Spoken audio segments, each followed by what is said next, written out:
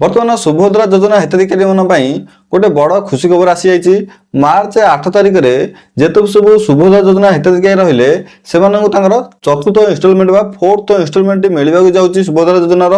जदि आपने जड़े सुभद्रा योजना हिताधिकारी तेज आपने शीघ्र आप सुभद्रा योजना स्टाटस टी चेक करनी, कारण बर्तमान सुभद्रा योजना हिताधिकारी मध्य बहुत हिताधिकारी माने नाटी कटि जाइए रिजेक्ट हो जाइए। जदि आप कौन कारण आप हिताधिकारी लिस्ट रू आप नाटी कटि जाइए सुभद्रा पोर्टाल आप रिजेक्ट हो जाइए आपन को फोर्थ इन्स्टलमेंट बा जो चतुर्थ किस्ती आपको मिल ना आपण मैंने शीघ्र चेक करनी। एसत जो मान डेबिट लिंक इनएक्टिव हो जाए चतुर्थ इन्स्टलमेंट मिलनी, कारण बर्तमान जो सुभद्रा टंका मिलता केवल नूतन हिताधिकारी मिलता जो मानक कौन कारण नाटी कटि जाता से पछरे फील्ड वेरिफिकेशन कर अप्रूवाल करते से मिलता और किसी नूतन हिताधिकारी टंका मिलना से जो मार्च 8 तारिख में पेमेंट आसवा जाऊँगी से इन्स्टलमेंट फोर्थ इन्स्टलमेंट पेमेंट आसो। किंतु जो मान सब पुराना हिताधिकारी थे जो मान पूर्व 3टी जाक किस्ती मिल जाता बर्तमान सुभद्रा योजना कौन टंका आसी नाला।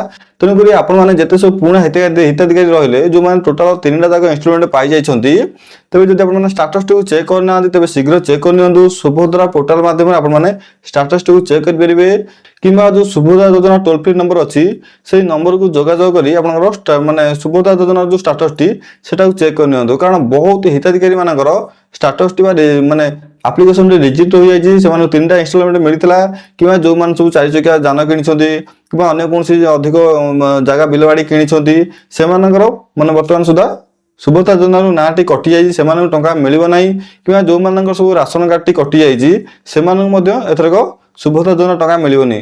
जदि आप चेक करना आप सुभद्रा योजना स्टाटस टू किपर चेक करेंगे एपाई मुझे कंप्लीट प्रोसेस वीडियो कर आपण मैंने भिडियो डिस्क्रिप्शन बॉक्स रू से वीडियो लिंक पाई परिबे एवं कंप्लीट प्रोसेस जान परिबे।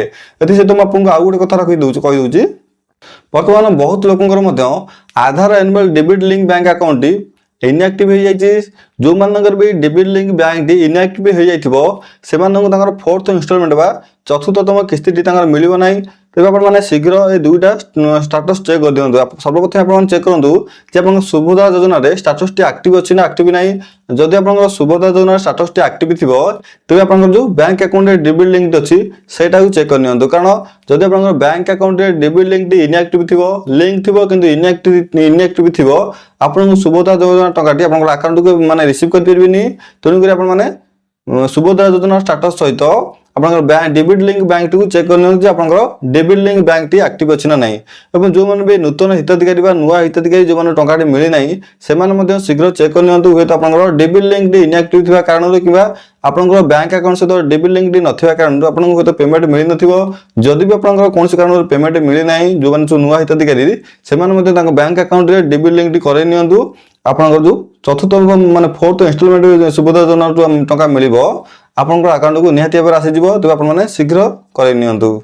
जो मान सब 3टा जाक किस्ती पाई से जदि किए डेबिट लिंक बैंक अकाउंट को चेंज करने चाहूथे किपर चेंज करेंगे ये कंप्लीट प्रोसेस वीडियो कर आपने भिडियो डिस्क्रिप्शन बॉक्स रू से वीडियो लिंक पाई परिबे एवं आपनकर जो डेबिट लिंक बैंक अकाउंट अच्छी से बैंक अकाउंट ऑनलाइन घर बसी निजर डेबिट लिंक बैंक अकाउंट को चेंज कर पारे। ठीक अच्छे या छड़ा आप सुभद्रा योजना स्टाटस टू किपर चेक करेंगे एपाई कंप्लीट प्रोसेस वीडियो कर भिडियो डिस्क्रिप्शन बॉक्स रू से वीडियो लिंक पाई परिबे एवं कंप्लीट प्रोसेस जानिपारे आपनकर सुभद्रा योजना स्टाटस टू चेक करेंगे। एपाई आपको कौन जनसेवा केन्द्र को जावाक पड़ोनी आपण मैंने ऑनलाइन रे निज मोबाइल माध्यम सुभद्रा पोर्टाल को लॉगिन कर चेक करेंगे कि जो सुभद्रा योजना टोल फ्री नंबर टी अच्छी से नंबर को कॉल कर सुभद्रा योजना स्टाटस टी चेक करेंगे।